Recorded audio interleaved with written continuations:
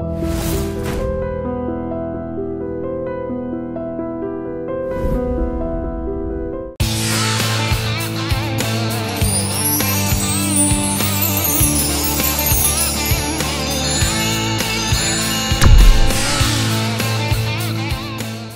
గోపీచంద్ గారి నవల్స్ రాసిన నవల్స్ అన్ని రైట్స్ మీ దగ్గరే ఉంటాయి. నా దగ్గరే ఉంటాయి. సో ఇప్పుడు భవిష్యత్తులో ఎవరైనా దర్శకుడు ప్రొడ్యూసర్స్ ముందుకు వచ్చి చేద్దాము అన్న ఒక థాట్తో వస్తే మీరు దానికి అంగీకరిస్తాను. మొన్న కూడా ఎవరో ఫోన్ చేశారమ్మా, నరసింహనంది అని ఆయన, ఇట్లా చేద్దాం అనుకుంటాను నాన్నగారు అంటే ముందు చెప్పారు, అసముద్రం తప్పితే మీరు ఏది చేస్తే నాకు పర్వాలేదు. ఎందుకంటే చేయలేదు, మనం ఎందుకు దానికి అనేది దాన్ని అది తెలుగు సినిమా సాహిత్యానికి దాన్ని డెడికేట్ చేసేద్దాంలే, దాన్ని మళ్ళీ సినిమాకి ఎందుకులే అని నేను అనుకుంది. అమ్మ ఇంకొకటి ఏంటంటే ఇంకొక 5-6 ఇయర్స్లో నా రైట్స్ కూడా పోతాయి.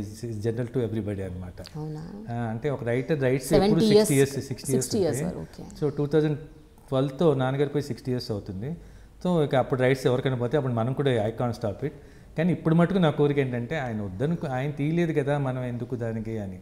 అంటే అది రిజిడ్గా తీసుకున్న నిర్ణయం ఏం కాదు, కానీ ఇంకో సైకలాజికల్గా అనిపిస్తుంది. వద్దనుకున్నాడు కదా మనం ఎందుకు. ఆయన కోరిక కూడా ఎప్పుడు లేదు అసముద్రం చేయాలి అని. ఎందుకంటే ప్రత్యేకాత్మ గారు వాళ్ళందరూ కూడా ఆ డోస్లో ఫేమస్ డైరెక్టర్, వాళ్ళకు ముచ్చటపడేవాళ్ళు. కానీ నాన్నగారు ఎందుకు ఎంకరేజ్ చేసేవాళ్ళు కాదు. ప్రత్యేకాత్మ గారు వచ్చి అడిగినా కూడా టాపిక్ తప్పించేవాళ్ళు. జగ్గయ్య గారికి ఎంతో కోరిక ఉండేది అది తీయాలని. నిజంగా ఆ డేస్ జగ్గయ్య గారు చాలా సూటబుల్ కూడా సీతారామరావు పాత్రకి.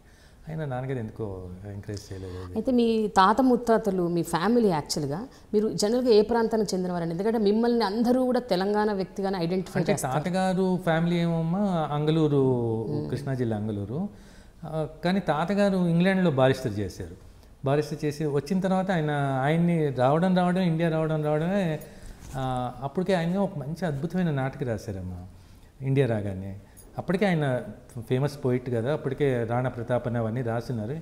బారిస్టర్ చేసి వచ్చిన తర్వాత అక్కడ ఉన్న దీంతో ఒక ఉత్సాహం ఆవేశంతో వచ్చి శంభుకవధ అని ఒక గొప్ప నాటక రాశారు అన్నమాట. అది ఆ రోజుల్లో సెన్సేషనల్ అనమాట. అంటే తెలుగు సినిమాలో తెలుగు సాహిత్యంలో కల్చరల్ రెవల్యూషన్ తీసుకొచ్చినటువంటి మొట్టమొదటి పీస్ అదని అంటారు. అంటే అప్పటి నుంచి ఒక వర్గం సాహితీవేత్తలు శంభుకకు ముందు శంభుక తర్వాత తెలుగు ఇది అని అనుకుంటూ ఉంటారు అనమాట. అదొక అద్భుతమైన రెవల్యూషన్ ఎంత పవర్ఫుల్ ప్లేయర్ అనమాట. ఎన్టీ రామారావు గారు ఏసీ కాలేజీలో వేశారని చెప్తున్నాను, ఎంత పవర్ఫుల్ ప్లేయర్. తర్వాత తాతగారు సూతపురాణము ఇవన్నీ ఆ టైంలో వాళ్ళు ఏం చేశారంటే తెనాలి వాళ్ళు అప్పటికి తెనాలి నుంచి కొంతమంది మిత్రులు తాతగారిని ఎక్కడి నుంచి తెనాలికి రమ్మని అక్కడ వచ్చి ప్రాక్టీస్ చేయండి అని చెప్పారు. తర్వాత అక్కడికి వచ్చిన తర్వాత తాతగారికి ఇది అంటే నేను గొప్పగా తాతగారి గురించి చెప్పాలని కానీ ఈజ్ ఎ కర్మయోగి అమ్మ.